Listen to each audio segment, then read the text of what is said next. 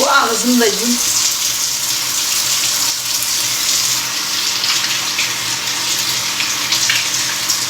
Ayda bura şey damcılayır. O gün öyle. Все.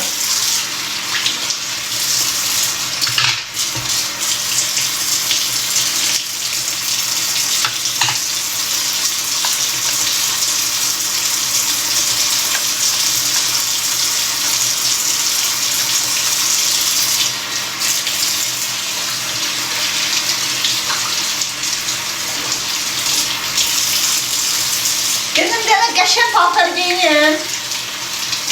Kızlar gedim bir qəşəng paltar giyinim. Ne giyinim görəsən? Qəşəng paltar. Qəşəng paltar giyinim bir dənə qəşəng, hə? Qəşəng paltar. Mənə qəşəng paltar yaraşmıyor, ancaq gərək bozu kimi giyinim. Gözüm bir dəqiqə.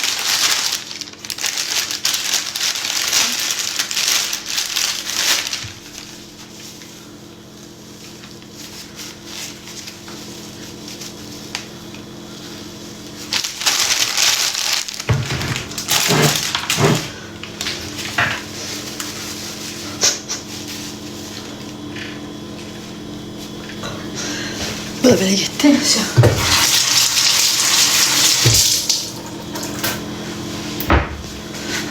Gözün gəlin.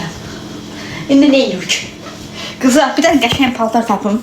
İndi de gedir çəkiliş üçün qəşəng her şeyi hazırlayar. Hayt be. Gök kömək. Deyəm bir dəqiqə demə nə yiyoruz ki? Demə nə yiyoruz ki? Işığı yandıray.